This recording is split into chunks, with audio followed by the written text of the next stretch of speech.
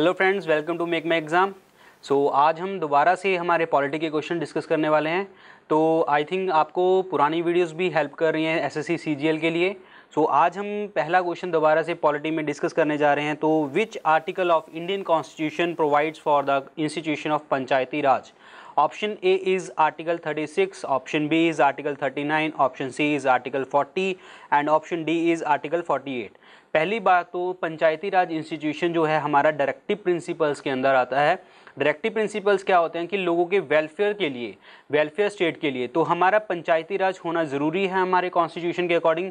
जो ये चीज़ लिखी हुई है आर्टिकल हमारे 40 में गिवन है। So C option is the right answer. Article 40 आपका पंचायती राज इंस्टीट्यूशन के लिए है। क्लियर?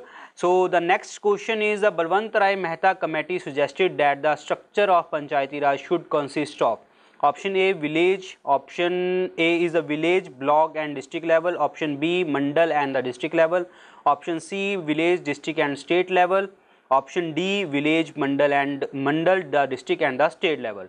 बलवंत राय कमेटी ने जो है आपकी 1957 में बैठी थी। बलवंत राय कमेटी जो है उन्होंने आपके पंचायती सिस्टम को 3 पार्ट्स में डिवाइड किया था।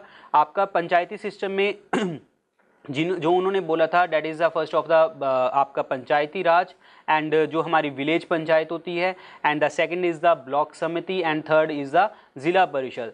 ब्लॉक समिति जो है, ब्लॉक समिति के हेड होते हैं आपके प्रमुख और ज़िला परिषद के जो हेड होते हैं उसे हम कहते हैं डिस्ट्रिक्ट कलेक्टर और विलेज पंचायत में हमें पता है जो हेड होते हैं डेट इज़ प्रधान और सरपंच।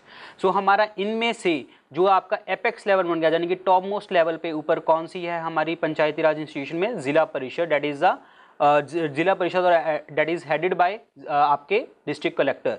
सो बलवंत राय कमेटी ने हमें क्या रिकमेंडेशन दी थी? Panchayati Raj consist of option C the village, district and the state level. Clear? So the next question is when was the Panchayati Raj system introduced in India? Option A is 1945, option B is 1950, option C is 1959, option D is 1962। Panchayati raj system जो है हमारा 2 अक्टूबर 1959 को आया था, जो आपका पहले आपका राजस्थान नागौर डिस्ट्रिक्ट में, उसके बाद आपका आंध्र प्रदेश में आया था। सो इसके according when was the panchayati raj system introduced in India? Option C is the right answer, that is the 1959। Clear? Next question is the 73rd amendment of the Indian Constitution deals with option A Panchayati Raj, option B compulsory primary education, option C Nagarpalika, option D minimum age of marriage। 73 amendment जो है हमने पहले भी discuss किया था हमारे पंचायती राज institution के लिए है। So option A is the panchayati Raj institution. Clear? So that is the A is the right answer. So the next question is which of the following Indian state has no Panchayati Raj institution? Option A Assam, option B Tripura, option C Kerala, option D Nagaland। आपकी जो India में, हमारे India में जो नागालैंड है, नागालैंड के पास हमारा पंचायती raj system नहीं है, बाकी तीनों स्टेट के पास हमारा पंचायती राज सिस्टम है। तो इट मीन्स जो 73 अमेंडमेंट है वो नागालैंड पे ऊपर एक्ट नहीं करती। Clear? So the next question is when and where Panchayati Raj system in India was introduced? Option A July 5th 1997 Firozabad UP, option B October 2 1959 Nagaur Rajasthan, option C November 14 1959 Ahmedabad Gujarat, option D December 3 1960 Bhopal MP। मैंने भी आपको बताया था जो पंचायती राज है वो आपके article 40 में गिवन है कि वो स्टेट आपकी जो है आपके पंचायत बनवाएगी। जो पहली पंचायत थी अभी हमने डिस्कस किया है अक्टूबर 2 1959 नागौर डिस्ट्रिक्ट राजस्थान में बनी थी। So option B is the right answer. Clear? Next the constitutional status has been given to panchayat under article option A 219, option B 226, option C 239, option D is 243। देखिए यहाँ पे क्वेश्चन उन्होंने पूछा है कॉन्स्टिट्यूशनल स्टेटस। पहले हमने बोला था पंचायती राज सिस्टम को ऑर्गेनाइज जो आपकी स्टेट है वो कौन से आर्टिकल के दौरान करवाती है? आर्टिकल 40। लेकिन हमने कॉन्स्टिट्यूशनल स्टेटस कौन से आर्टिकल के दौरान दिया है? आर्टिकल 243। सो इसके according option D is the right answer. Clear? Next question is the first finance commission was constituted in? Option A 1950, option B 1951, option C 1952, option D 1954। जो first finance commission है वो आपका 1951 में बना था। 1951 में आपका हमेशा जो कॉन्स्टिट्यूशन फाइनेंस कमीशन होता है, फाइनेंस कमीशन जो 5 साल के लिए चुना जाता है और फर्स्ट फाइनेंस कमीशन के जो चेयरमैन थे डेट इज़ के सी नियोगी एंड अभी जो हमारा चल रहा है that is the 14th finance commission, जिसके चेयरमैन है doctor Y B Reddy. So first finance commission जो इंट्रोड्यूस हुआ था, कॉन्स्टिट्यूटेड हुआ था, हमारा आर्टिकल जो आपका ऑप्शन इज बी 1951, और फाइनेंस कमीशन का आर्टिकल नंबर क्या है 280। So option B is the right answer. So the next question is the President of India by order constitute a finance commission every. Option A is 3rd year, option B is 5th year, option C is 5th year or earlier as necessary, option D is the 7th year. पहली बात तो हमें पता होना चाहिए जो finance commission होता है वो हमेशा आपके 5 साल बाद बनाया जाता है, लेकिन बट कई बार फाइनेंस कमीशन पहले भी आपका ख़त्म हो सकता है। डैट मीन्स अगर बाई चांस किसी फाइनेंस कमीशनर की हमारे फाइनेंस कमीशन उनकी डेथ हो जाए तो हमें दोबारा से रिकॉन्स्टिट्यूट करना पड़ता है finance commission. So it means option C is the right answer, 5th year और अर्लियर एज नेसेसरी। अगर हमें ज़रूरत पड़े तो भी हम उससे अपनी ज़रूरत से पहले, अगर 5 साल कंप्लीट होने से पहले भी बना सकते हैं। तो वो कौन बनाता है? आपके president of India. So option C is the right answer. So next question is a recommendation to the President of India on the specific union state fiscal relations are made by the option A Finance Minister, option B Reserve Bank of India, option C is Planning Commission, option D is Finance Commission. And यहाँ पे जो इन्होंने physical relation के ऊपर बात करी है, physical relation means taxation के बारे में। तो आपके जो टैक्सेशन है, टैक्सेशन को डिस्ट्रीब्यूट कौन करवाता है? हमारे finance commission.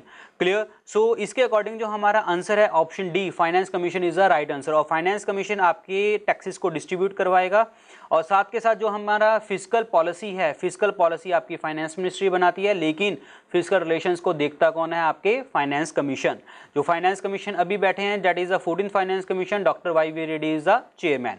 Clear? So the next question is the finance commission is constituted under article of the Constitution of India. हमारा फाइनेंस कमीशन कौन से आर्टिकल में है?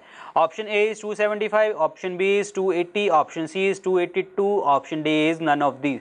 फाइनेंस कमीशन जो है हमने पहले भी डिस्कस किया है, 5 साल के लिए चुना जाता है, आपके प्रेसिडेंट अपॉइंट करते हैं। और किस आर्टिकल में हमारे कॉन्स्टिट्यूशन में फाइनेंस कमीशन के बारे में लिखा गया है? Article 280। Option B is the right answer. So the next question is the deputy chairman of planning commission. Option A is the Prime Minister, option B is the Planning Minister, option C holds the rank of Cabinet Minister, option D is an economist of repute. अब यहाँ पे ध्यान रखना है, जो deputy chairman होता है, deputy chairman of planning commission, पहली बात तो अभी प्लानिंग कमीशन नहीं रहा, अभी हमारा नीति आयोग हो चुका है।